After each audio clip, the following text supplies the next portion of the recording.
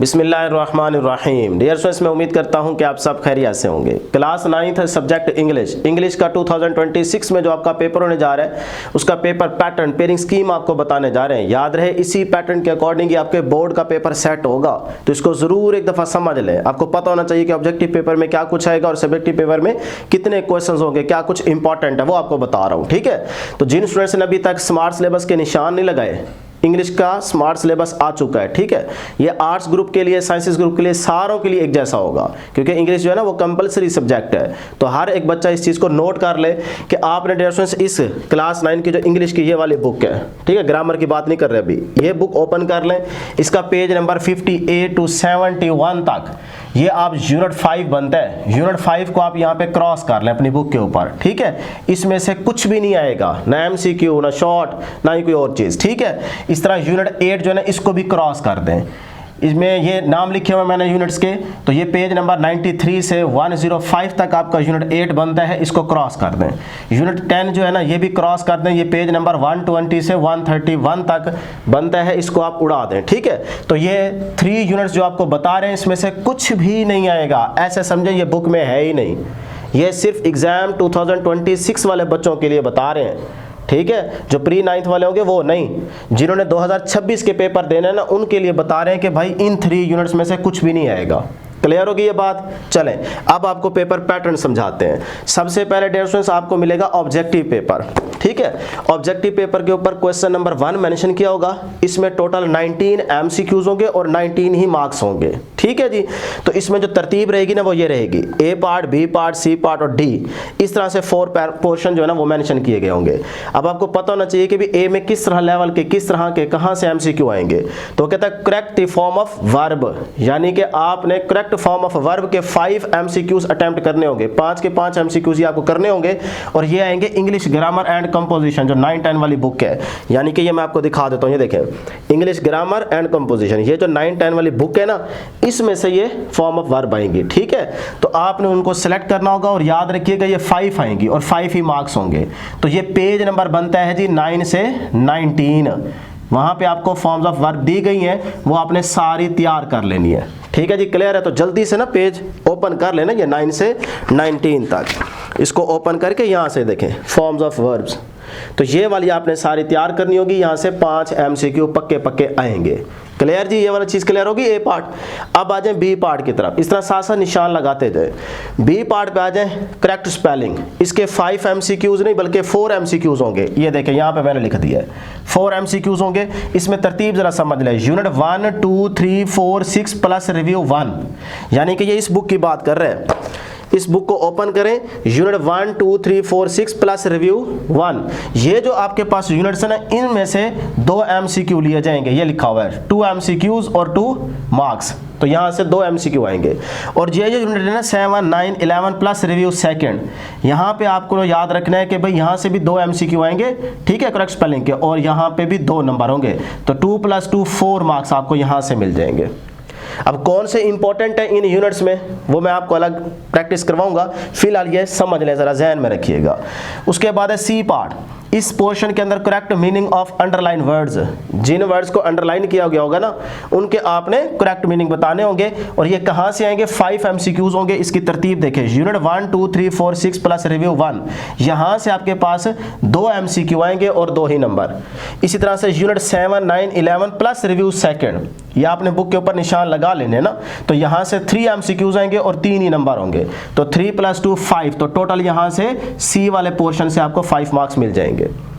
उसके बाद D वाला पोर्शन आ जाए, choose the correct according to the grammar. Grammar के आपके पास यहाँ पे MCQ होंगे टोटल 5। तो अगर ग्रामर आपकी अच्छी है, बेसिक आपका क्लियर है, टीचर आपके आप पे मेहनत कर रहे हैं और आपको भी अच्छा खासा नॉलेज है, तो फिर तो ये आपके 5 के 5 MCQ ठीक हो जाएंगे। लेकिन नीचे उन्होंने मेंशन कर दिया, देखें इंटायर टेक्स्ट बुक 9, यानी कि इस बुक से भी आएंगे। आगे देखें क्या कह रहा है, चैप्टर 5, 8, 10, यानी कि चैप्टर 5, 10, 5, 8, 10, इस बुक का 5, 8, 10 वो आप क्रॉस कर चुके हैं। तो वो यही कह रहा है कि भाई इनमें से कुछ भी नहीं आएगा, इनको क्रॉस कर दें, इसमें से नहीं आएगा। हाँ, जो टेक्स्ट बुक है ना आपकी यही वाली, इसके बाकी जो चैप्टर्स बचते हैं इनके अलावा, उसमें से वो कहता है कि ये MCQ बनाए जाएंगे, और plus English grammar and composition 9-10। और ये जो आपके पास दूसरी बुक है वो कहता है इसमें से भी आ सकते हैं, ठीक है।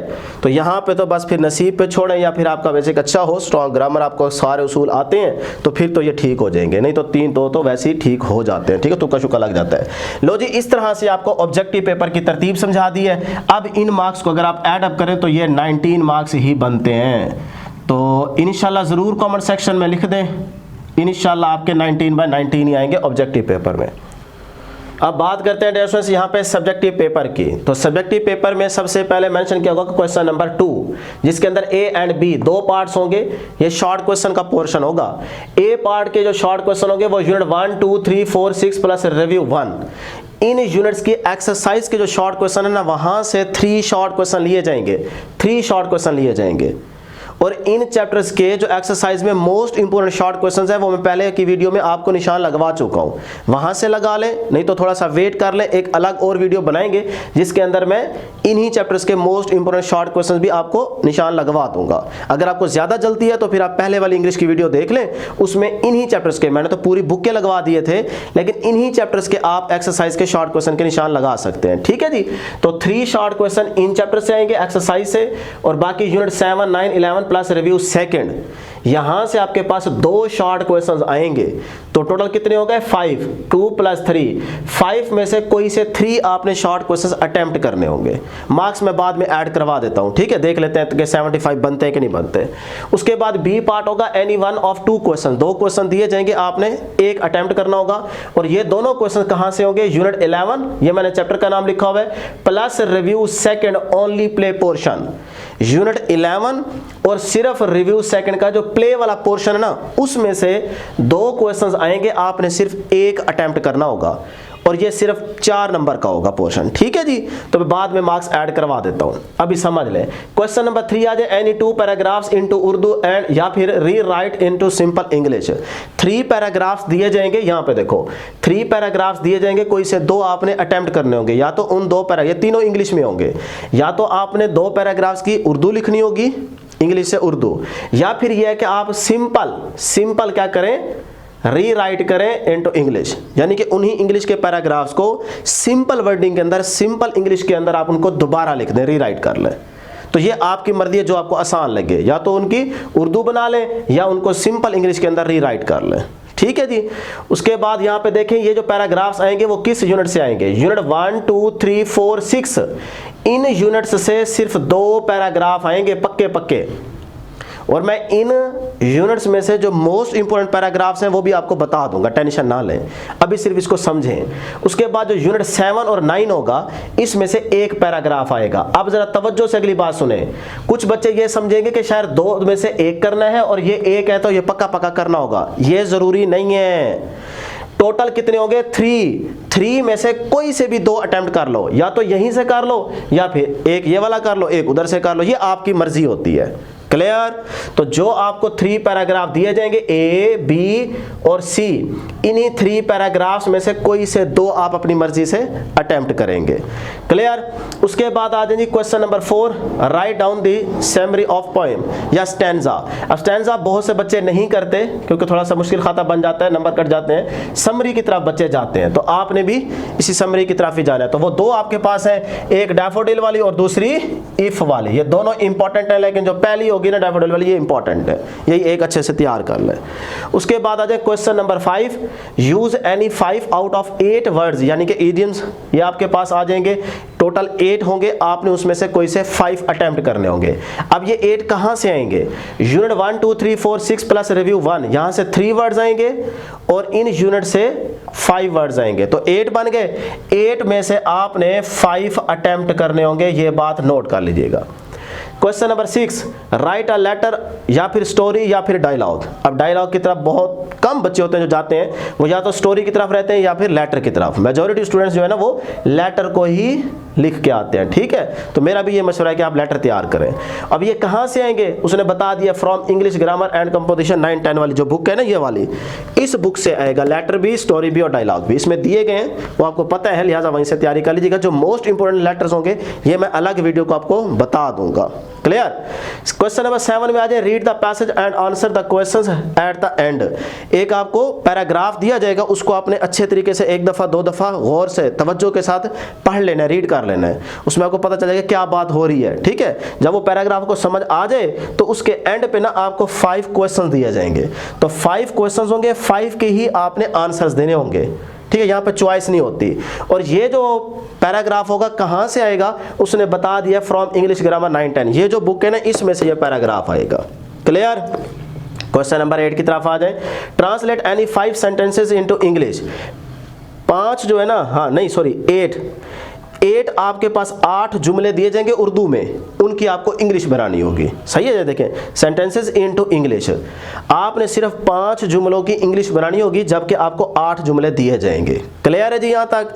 अब उसने यहाँ पे एक चीज़ और बताइए कि या फिर आपको एक गिवन टॉपिक, जो टॉपिक दिया जाएगा उसके ऊपर आपने कम अज़ कम 10 सेंटेंसेस लिखने हैं, यानी कि 10 जुमलों का इंग्लिश में एक पैराग्राफ बनेगा। तो या तो आप वो टॉपिक जो गिवन होगा उसके सेंटेंसेस लिखिएगा 10, कम से कम 10, इससे अगर 11-12 हो जाए तो कोई मसला नहीं है। या फिर ये है कि जो आपको 8 सेंटेंसेस दिए जाएंगे उर्दू में, जुमले दिए जाएंगे, उसकी आपने इंग्लिश बनानी होगी, जो आपको आसान लगे वही आपने करना होगा। उसके बाद क्वेश्चन नंबर 9 लास्ट होगा, चेंज द वॉइस। इसमें आपने याद रखना है ये from the grammar and composition 9-10, यहाँ से आपके पास आएंगे, दी गई है आपके पास 5 होंगी, 5 ही आपने अटेम्प्ट करनी होंगे। ठीक है जी।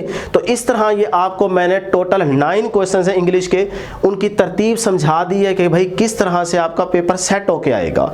वो मुझे उम्मीद है कि आपको सब्जेक्टिव पेपर की भी समझ आ गई और यहाँ पे आपको ऑब्जेक्टिव पेपर का भी पता चल गया कि भाई क्या क्या हमने तैयार करना है। अब जो कुछ इंपॉर्टेंट है वो मैं अलग वीडियो के अंदर आपके साथ शेयर कर दूंगा, वही चीजें तैयार कर लेंगे, आपका इंशाल्लाह 75/75 मार्क्स ही आएंगे। अब जरा ऐड अप करके देख लेते हैं कि भाई 75 बनते भी हैं कि नहीं। यहां पे नोट कर लें, जो ए पार्ट होगा ना ये आपके पास होगा 6 मार्क्स का, क्योंकि देखो 5 में से 3 कर रहे हैं ना, तो 3 2 6, तो ये होगा 6 नंबर का, प्लस बी पार्ट जो है ये होगा 4 नंबर का, तो ये बन गए 10। तो यहां से आप 10 नंबर ले सकते हैं। क्वेश्चन नंबर 3 जो है ना ये होगा 8 मार्क्स का, ठीक है ना 2 करने हैं ना, तो यहाँ पे आ गए 8 नंबर। अच्छा, क्वेश्चन नंबर 4 जो है ना ये आ गया सीधा सीधा 5 नंबर का। उसके बाद क्वेश्चन नंबर 5 जो है ये भी सीधा सीधा आ जाएगा आपके पास है 5, ये है ना 3 8 5 करना है ना, तो ये आपके पास 5 नंबर आ जाएंगे। ठीक है जी। उसके बाद क्वेश्चन नंबर 6 है, तो ये आपके पास लेटर स्टोरी है, ये 8 नंबर की आती है। सही है। उसके बाद क्वेश्चन नंबर 7 है, तो ये आपके पास आ गया जी 5 क्वेश्चंस दिए जाएंगे, हर एक क्वेश्चन 2 नंबर के लिए होगा, तो ये बन जाएंगे 5 to the 10, 10 नंबर का। क्वेश्चन नंबर 8 जो है ना ये ट्रांसलेट एनी 5 सेंटेंसेस, तो एक सेंटेंस जो है ना 1 नंबर का होगा, तो 5 नंबर यहाँ से आ जाएंगे। उसके बाद लास्ट में भी 5 होंगे, तो ये आपके पास 5 नंबर आ गए। अब ऐड अप कर ले जी, ये बन गए जी 10 10 + 10 20 28 28 + 5 33 33 + 5 38 38 + 8 46 46 + 10 56। तो 56 के अंदर अगर आप ये 19 MCQs के मार्क्स ऐड अप करें तो ये कितना बन गया जी 5, है ना तो 5 + 1 6 6 + 1 7, तो देखें 75। तो इंशाल्लाह जल्दी से कमेंट सेक्शन में लिख दें कि अल्लाह करे आपके 75/75 ही इंग्लिश में, और इंशाल्लाह जरूर आएंगे। जो बच्चे नियत साफ रखेंगे, नियत करेंगे कि मैं इंशाल्लाह लेके दिखाऊंगा, इंशाल्लाह उन्हीं के 75/75 आएंगे। तो इंशाल्लाह जरूर कमेंट सेक्शन में लिख दीजिएगा, इंशाल्लाह फिर आपके 75/75 ही आएंगे। लो जी, अब आप इसका स्क्रीनशॉट ले लें, फिर बैठ के देख लीजिएगा कहीं पे अगर प्रॉब्लम हो तो।